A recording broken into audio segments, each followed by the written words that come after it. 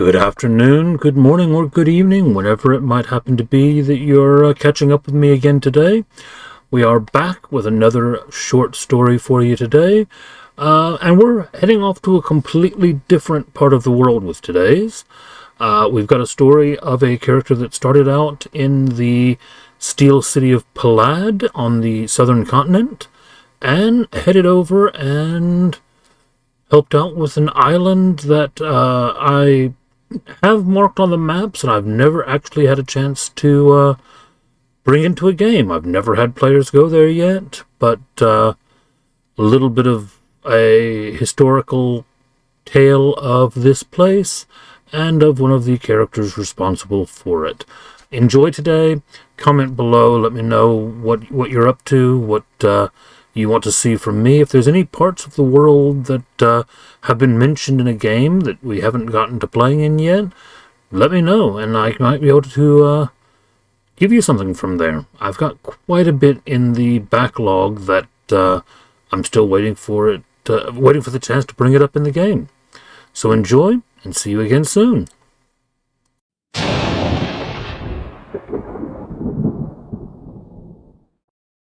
Palad's bustling streets were always filled with innovation and life, a symphony of steam whistles hammering metal, and the clamor of merchants hawking their wares.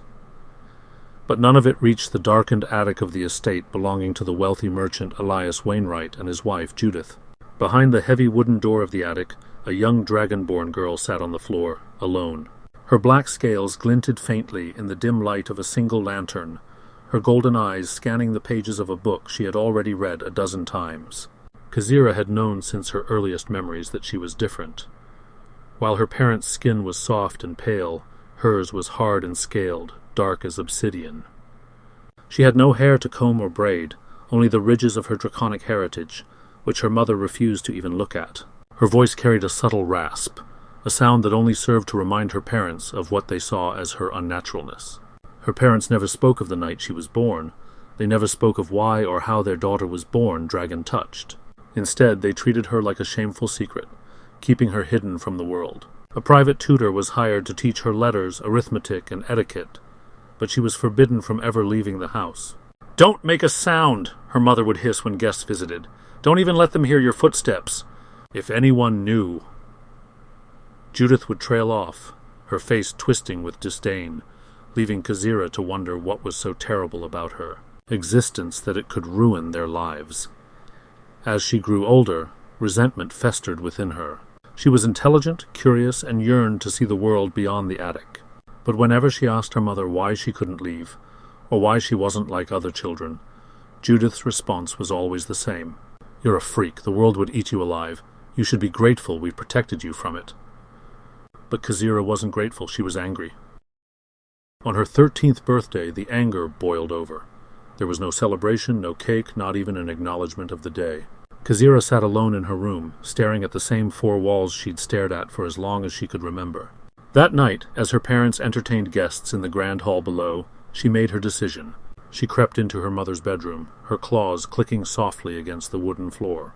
On the vanity, nestled among Judith's perfumes and powders, was a delicate silver necklace adorned with a single sapphire. Kazira's reflection in the polished mirror stared back at her, golden eyes gleaming with determination. Her hands trembled as she picked up the necklace and slipped it into the pocket of her tunic. It wasn't much, but it was enough. Enough to buy food, a cloak, maybe even passage out of Palad. She didn't know where she would go, only that it had to be far from here.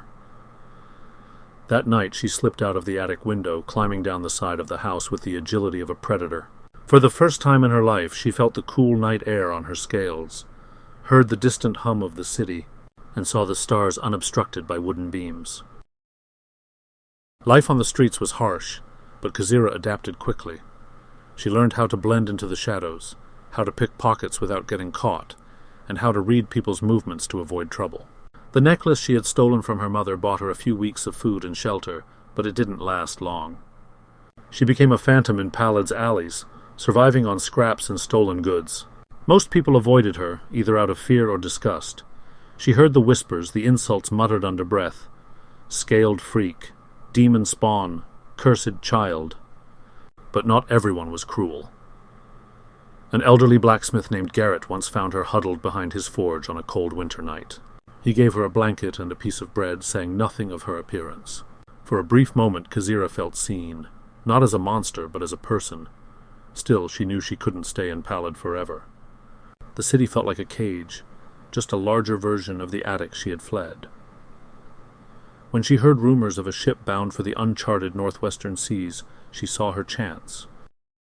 The Windstrider was a sturdy vessel, built for long journeys into uncharted waters. Its creaking hull was a symphony of timber and iron, groaning with each rise and fall of the waves. Kazira had found a cramped hiding spot among the barrels of salted pork and dried fruit in the cargo hold. The air down there was stifling, heavy with the scent of brine and mildew. The occasional scuttle of rats became her only company as the ship rocked endlessly on the open sea. The first few days were the hardest. Hunger gnawed at her, and the constant motion of the ship left her nauseous. She stole what little food she could from the crew's stores, careful to take just enough to survive without drawing attention. At night she would curl into a ball, clutching the sapphire necklace she had taken from her mother. It became her talisman, a symbol of her defiance and hope for a new life. But her luck didn't last. About 3 weeks into the journey, as she reached for a strip of dried fish in the galley, a gruff voice cut through the silence. "And what in the 9 hells do we have here?" Kazira froze. Standing before her was a stocky dwarf with a bushy red beard and eyes like chips of flint. His weathered hands rested on his hips, and his wide stance suggested he was ready to grab her if she tried to run. I'm sorry," she stammered, clutching the fish to her chest. The dwarf frowned, stepping closer. He took in her appearance, the black scales, the ragged tunic, the desperate look in her golden eyes. "A stowaway, eh?" he muttered. "Captain's not going to like this." He grabbed her arm, his grip firm but not cruel, and marched her up to the deck. The sunlight was blinding after weeks in the dim cargo hold, and the salty wind stung her skin. The crew turned to stare, their murmurs carrying a mix of curiosity and suspicion. "Found this one sneaking about," the dwarf announced, his voice carrying over the waves. The captain, a wiry elf with piercing gray eyes, approached. "You've got some nerve, girl," he said, crossing his arms. "Stowing away on my ship. What do you have to say for yourself?" Kazira swallowed hard. "Please," she said, her voice barely above a whisper. I needed to get away. I'll work. I'll do anything. Just don't send me back." The captain studied her for a long moment before turning to the dwarf. "She's your problem now, Herrick. Put her to work. If she causes trouble, she's off at the next port." Herrick, as the ship's quartermaster, was responsible for overseeing supplies and maintaining order among the crew. He wasn't thrilled about having a stowaway under his care, but he wasn't heartless either. "You're lucky the captain's in a decent mood," he grumbled as he handed her a mop.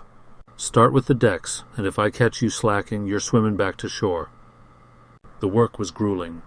Kazira spent her days scrubbing the wooden planks of the deck, hauling barrels, and assisting the ship's cook with peeling potatoes and cleaning fish. Her arms ached, her scales blistered under the sun, and her stomach growled with hunger. But she didn't complain. For the first time she felt like she had a purpose. Herrick kept a close eye on her. At first his words were gruff and dismissive, but as the days turned into weeks, his demeanor softened. He began to teach her the ways of the sea, how to tie knots, navigate by the stars, and mend torn sails. "Every rope's a lifeline," he said one evening as he showed her how to splice a frayed line. "Treat it like it's the only thing keeping you from falling into the deep." Kazira listened intently, soaking up every lesson. Herrick's rough exterior masked a wealth of knowledge, and she was eager to learn. He even taught her a bit about the ship's charts and maps, explaining how to read the shifting patterns of the wind and waves. "You've got sharp eyes, lass," he said one night as they stood at the bow watching the horizon. "And a good head on your shoulders. Don't waste it." For the first time in her life, Kazira felt seen, not as a freak, but as someone with potential. The crew, initially wary of her, began to warm up as well. A few of them still avoided her, but others appreciated her determination and quick learning. The cook, a cheerful halfling named Marin, would slip her extra rations when no one was looking. The ship's navigator, a half-orc named Jorak, let her borrow his spyglass to watch for land on the horizon. But not everyone was kind. One sailor, a wiry man named Wren, took every opportunity to remind her of her place. "Stay out of my way, lizard," he sneered one day, shoving her aside as she carried a bucket of water. Herrick intervened before things could escalate. "Touch her again, Wren, and you'll be the one swimming to shore," he growled. Kazira's gratitude for Herrick grew with each passing day. He became a mentor, a father figure she had never known. He taught her not just the skills of a sailor, but also the importance of resilience and self-respect. One stormy night, the Windstrider was caught in a squall. Waves crashed against the ship, and the wind howled like a living thing. The crew scrambled to secure the sails and keep the vessel from capsizing. Kazira, despite her fear, threw herself into the chaos, tying down loose barrels and helping to bail water from the deck. At one point, a massive wave sent her sprawling, and she nearly went overboard. Herrick's hand shot out, grabbing her by the arm and hauling her back to safety. "Stay with me, lass!" he shouted over the roar of the storm. "You're stronger than this!" When the storm finally passed, the crew collapsed in exhaustion. Herrick clapped her on the shoulder, a rare smile breaking through his usual stern expression. "You did good tonight, Kazira, damn good." By the time the Windstrider reached the uncharted island, Kazira was no longer the timid stowaway who had boarded weeks ago. She stood at the bow as the ship approached the shore, her golden eyes scanning the lush green cliffs and sparkling beaches. "Northwest Island," Herrick said, standing beside her. "Not much charted here. You sure this is where you want to be?" Kazira nodded.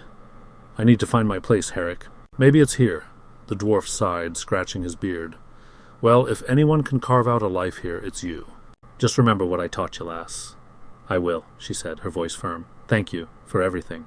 As she stepped off the ship and onto the sand, Kazira felt a surge of determination.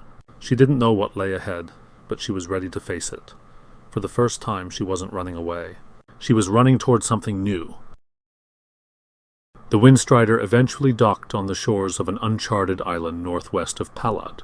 Kazira stepped off the ship and into a world unlike anything she had ever seen. Towering cliffs rose from the coastline, their surfaces covered in lush greenery. The air was thick with the scent of salt and earth, and the distant cries of unfamiliar creatures echoed through the trees. It was here, among the island's dense forests and hidden valleys, that Kazira's life truly began. She wasn't alone. The island was home to others like her, dragonborn of various hues and ages, all outcasts in their own right. Some had fled persecution, others had been shipwrecked, and a few had been born here, far from the prying eyes of the world. They welcomed her with open arms, not as a freak, but as kin. Over time, Kazira became a leader among them. She helped build their community, teaching them the survival skills she had learned on the streets of Palad. Together, they formed a society built on resilience and mutual respect. Years passed, and the small community grew into a thriving settlement.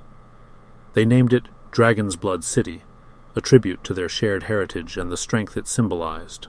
Kazira, now an adult, stood at its heart as one of its founders, a far cry from the scared, angry child who had fled Palad all those years ago. Dragon's Blood City became a sanctuary for Dragonborn and other outcasts, a place where no one was judged for their appearance or origins. And Kazira, the black-scaled girl who had once been called a freak, became its heart and soul. She often thought back to her parents, to the attic, and to the city she had left behind. But she never returned. Palad was her past. Dragon's Blood City was her future.